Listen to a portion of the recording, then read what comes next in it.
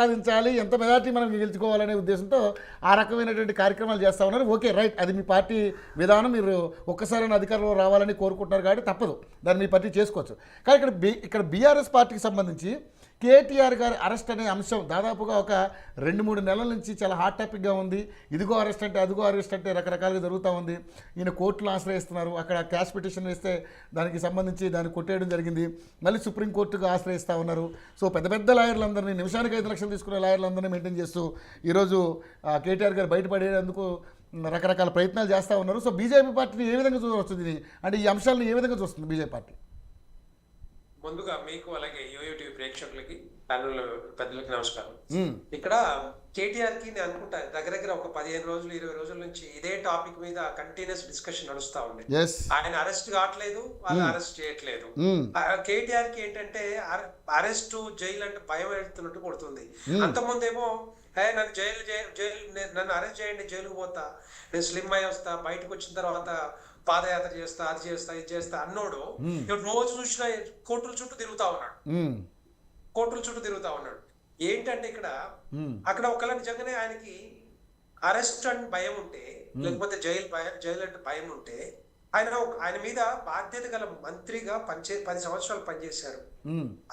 ఆయన మీద ఆరోపణలు వచ్చినప్పుడు నిరూపించుకోవాల్సిన బాధ్యత ఆయన మీద ఉందా లేదా? డెఫినెట్ గా ఉండాలి. నిరూపించకపోగా తప్పించుకునేందుకు ప్రయత్నాలు చేస్తున్నాడు అంటారు. తప్పించుకునే ప్రయత్నం చేస్తా ఉన్నాడు. అంతకుముందేమో నన్ను జైల్లో పెట్టండి, అరెస్ట్ చేయని చెప్పిన మాటలు విన్నాం మనం అందరం కూడా. అలాంటి మాటలు ఇప్పుడు కనపడలేవు. ఇప్పుడు ఇమ్మీడియట్ ఏమైంది, ఈ లోపల ఏదైతే కాంగ్రెస్ ప్రభుత్వం ఏదైతే టైం తీసుకొని వీటి మీద చర్చలు కానీ గవర్నర్ గారికి ఫైల్ పంపించడం కానీ ఇది చేస్తుంటే, ఈ లోపల ఢిల్లీకి వెళ్ళేసి పెద్ద లీడింగ్ లాయర్స్ తో మాట్లాడుకొని చర్చల ద్వారా ఒకవేళ నన్ను అరెస్ట్ చేస్తే నేను ఏం చేయాలి అని చెప్పి అక్కడి నుంచి అడ్వైస్ తీసుకొని అదే లీడింగ్ లాయర్స్ ని మరి హైకోర్టుకు తీసుకొచ్చి క్వాష్ పిటిషన్ వేపించి అక్కడ వాదనలు వినిపిస్తా ఉన్నారు, లక్షలు ఖర్చు పెట్టేసి. ఒక సామాన్య మానవుడికి ఇలాంటి ఖర్చులు భరిస్తారా? ఎందుకంటే ఈయన బాధ్యత గల మంత్రిగా ఉండి ఇలాంటి చేయడం అనేది చాలా డెఫినెట్ గా తెలంగాణ సమాజం ఒప్పుకోదు.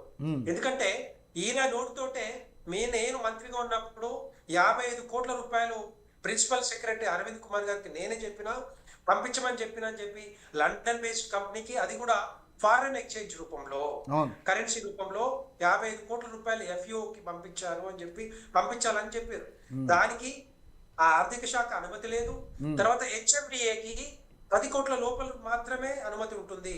10 కోట్లు దాటిందంటే క్యాబినెట్ అప్రూవల్ కావాలి. చీఫ్ మినిస్టర్ గారు, ముఖ్యమంత్రి అప్పుడు కేసీఆర్ గారు ఉన్నారు, ఆయన చైర్మన్, హెచ్ఎండిఏకి ఆయన చైర్మన్ గా ఉన్నారు, ఆయన అనుమతి కావాలి, ఆర్థిక శాఖ అనుమతి కావాలి, ఆర్బీఐ రూల్స్ కు అనుగుణంగా పంపించాల్సిన బాధ్యత ఆయన మీద ఉంది.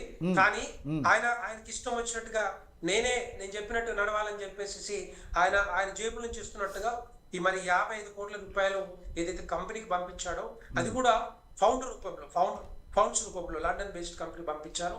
ఇక్కడ ఏదో జరిగింది అని చెప్పేసి ఇప్పుడు ఏసీబీ కేసు రిజిస్టర్ చేసింది. ఏసీబీ కేసు రిజిస్టర్ చేసింది. దాంట్లో ఏమైనా కరప్షన్ జరిగిందా, దాని మీద దర్యాప్తు చేయాలని చెప్పేసి అడిగితే హైకోర్టులో క్వాష్ పిటిషన్ ఇస్తాడు. క్వాష్ పిటిషన్ వేసి నేను నిర్దోషిని చెప్పుకోవడానికా, లేకపోతే అక్కడ అరెస్ట్ చేసి జైలుకు పంపిస్తారని భయమా? చెప్పాలంటే ఒక బాధ్యత గల మంత్రిగా నిరూపించుకోవాల్సిన బాధ్యత తెలంగాణ సమాజాన్ని చూపించుకోవాలి. కానీ ఇక్కడ భయపడతా ఉన్నాడు. నిన్న కూడా ఏసీబీ నోటీసులు ఇచ్చిన తర్వాత మా ముందు హాజరైన తర్వాత మేము దాని మీద దర్యాప్తు చేస్తున్నాం అంటే, అక్కడ పోయిన తర్వాత కార్లో కూర్చొని మా లాయర్ పంపిస్తాం, నాతో పాటు వస్తేనే నేను సమాధానం చెప్తాం. ఇదేంటి నాకు అర్థం కాదు. ఒక ఫర్ ఎగ్జాంపుల్ ఒక దొంగ దొరికినప్పుడు ఒక పోలీస్ స్టేషన్ వచ్చి దర్యాప్తు చేయాలనుకున్నప్పుడు లాయర్లు తీసుకుని వస్తారు. ఎవరన్నా లాయర్లు తీసుకొస్తే ఒప్పుకుంటారు పోలీసు వాళ్ళు? ఇక్కడ కోర్టు ఏమైనా చెప్పి తీసుకురావచ్చు, దానికి పెద్ద ఇదేముంది అని చెప్పేసి మరి గౌతమ్ ప్రసాద్ గారు కూడా అంటున్నారు కదా, తీసుకురావచ్చు, దాంట్లో చట్టంలో ఏమి లేదు కదా అట్లా తీసుకురాకూడదని. ఎక్కడన్నా ఒకవేళ నిజంగానే కోర్టు ఒకవేళ చెప్తే కోర్టులో వీళ్ళు అప్లై రవి గారు ఈ బీజేపీ వాళ్ళు మాట్లాడే మాటలు దయ్యాలు వేదాలు వల్లించినట్టేనండి. వీళ్ళు మాట్లాడితే వీళ్ళు నీతులు చెప్తే మేము నేర్చుకునే దాంట్లో ఉన్నామా చెప్పండి? వీళ్ళు చెప్పాలా మేము వినాలా? కాదు కాదు సార్, వీళ్ళు చెప్తే ఇది కరెక్ట్ కాదు కదా.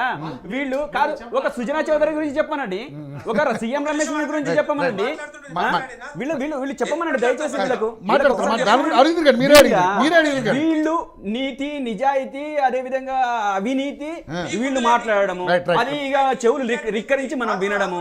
వీళ్ళ పార్టీలో ఉన్న ఎలక్ట్రల్ బాండ్ పెద్ద ఎంత అతి పెద్ద కుంభకోణం ఈ దేశంలో, ఈ దేశానికి నాశనం చేసే బాండ్ల విషయం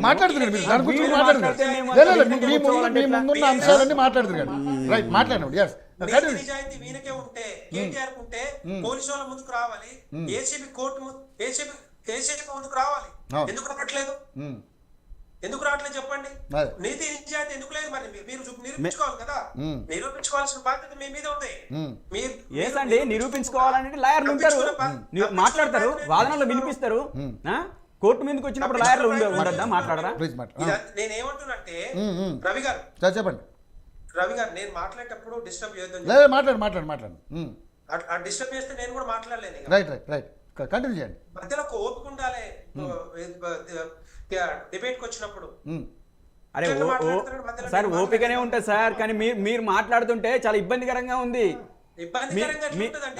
కాదు మీరు అవినీతి పరులందరినీ వెనక పెట్టుకొని మీరు ఇంకొకళ్ళ గురించి మాట్లాడితే ఎట్లా అండి? గురువింద గింజలాగా మీరు అట్లా మాట్లాడితే కుదరదండి. మీరు అందుకనే ఆయన రాసుకోండి, మీరు తర్వాత సమాధానం చెప్పండి, తర్వాత మీకు టైం ఇస్తారు కదా. రైట్ కంటిన్యూ చేయండి ప్లీజ్. నేను ఏమంటున్నంటే ఎవరైనా కూడా చట్టం పరిధిలో ఎవరైనా కూడా ఎవరు చుట్టం కాదు, డెఫినెట్ గా దాన్ని ఎదుర్కోవాల్సిందే. ఏమైనా ఆరోపణలు వచ్చినప్పుడు నిరూపించుకోండి. నేను నిర్దోషాన్ని బయటకు రండి, ఎవరు వస్తున్నారండి? నాకు అర్థం కావట్లేదు. అలాంటిది ఇప్పుడు కాంగ్రెస్ ప్రభుత్వం ఏం చెప్తుంది? కాంగ్రెస్ పార్టీ కూడా మీరు ఏసీపీ మీరు ఇక్కడ కరప్షన్ జరిగింది, ఇక్కడ మనీ లాండరింగ్ జరిగింది, ఇంకోటి కూడా చెప్తారు. ఇదే ఏసీపీ కేసు ఆధారంగా ఈడీ కూడా కేసు రిజిస్టర్ చేసింది. ఎందుకు అంటే ఇక్కడ నుంచి 55 కోట్ల రూపాయలు ఏవైతే లండన్ బేస్డ్ కంపెనీకి వెళ్ళిందో అక్కడి నుంచి మళ్ళీ వేరే అకౌంట్ల నుంచి మళ్ళీ ఇండియాలో ఉన్న అకౌంట్ హోల్డర్స్ కానీ అకౌంట్స్ వచ్చిందా, ఆ అమౌంట్ వస్తే ఇక్కడ మనీ లాండరింగ్ జరిగినట్టుగా అది నిరూపితం అవుతుంది. దాని మీద కేసు ఏమైనా ఉంటుంది, లేదంటే నిర్దోషిగా ఉంటారు. ఎవరు వద్దన్నారు? No issue. రెండవ పాయింట్, నిన్ననే మరి కాంగ్రెస్ పార్టీ కూడా బయట పెట్టింది ఏంటంటే ఇదే కంపెనీకి గ్రీన్ కు కంపెనీ ఈ ఫస్ట్ సీజన్ అయిపోయిన తర్వాత లాస్ వచ్చిందని చెప్తున్నారు. లాస్ వచ్చింది, మేము వెళ్ళిపోతున్నాం అని చెప్పారు. సెకండ్ సీజన్ కి 55 కోట్లు ఖర్చు పెట్టి దాన్ని లండన్ బేస్డ్ కంపెనీకి పంపించారు. ఇదే గ్రీన్ కో కంపెనీకి ఏమంటున్నారు వీళ్ళు? ఏప్రిల్లో అంటే అక్టోబర్ 22, 2023లో ఇది రేస్ జరిగితే దానికంటే ముందుగానే ఏప్రిల్లో ట్రై పార్టీ అగ్రిమెంట్ జరిగింది గ్రీన్ కో కంపెనీకి, హెచ్ఎండిఏకి, తర్వాత లండన్ బేస్డ్ కంపెనీ ఎఫ్ఓకి. ఏమంట ఇది ఈ గ్రీన్ కో కంపెనీకి ఆ టైంలోని గ్రీన్ కో కంపెనీ బాండ్ల రూపంలో బిఆర్ఎస్ పార్టీకి 41 కోట్ల రూపాయలు పంపించింది విడతల వారిగా అని చెప్పేసి. సో ఇక్కడ వీళ్ళు చెప్పింది కరెక్టే కాదా? వీళ్ళు నిరూపించుకోవాలి కదా, ఇచ్చిరా లేదనేది. ఆ దర్యాప్తు జరగాల్సిందిగా దర్యాప్తు జరగకుండానే మీరు తప్పించుకునే ప్రయత్నం చేస్తుంటే డెఫినెట్ గా తెలంగాణ సమాజం ఏమర్థం చేసుకుంటుంది చెప్పండి? ఏ విధంగా అర్థం చేసుకుంటుంది? రేపొద్దున మీరు ఒకవేళ నిర్దోషి, నా మీద ఆరోపణలు కరెక్ట్ కాదని చెప్పి బయటకు వస్తే ఇష్యూనే లేదు ఇక్కడ. అది ఆయన ప్రూవ్ చేసుకోవడానికి ఆయన ప్రూవ్ చేసుకోవడానికి తగ్గ ఆధారాలు ఆయన దగ్గర లేకపోతేనే ఇలాంటి కార్యక్రమాలు చేస్తారని మీ అభిప్రాయం? రైట్ సార్, రైట్ రాంగోపాల్ గారు, నిజంగానే ఈ కేసు అంటే మరి ఇది ఎందుకు జరుగుతుంది ఏంటనేది ఇప్పుడు బీఆర్ఎస్ వాళ్ళని అడిగితేనేమో కక్షపూరితం, మేము ప్రశ్నించినందుకు మా మీద శిక్ష, మమ్మల్ని కక్షపూరితంగా ఈ విధంగా చేస్తున్నారంటారు. కానీ కాంగ్రెస్ వాళ్ళని అడిగితే ఇది అవినీతి జరిగింది కాబట్టే చట్టం తన పని తాను చేసుకుంటూ వెళ్ళిపోతుంది కాబట్టి చట్టానికి ఎవరు చుట్టం కాదు, అందరూ శిక్ష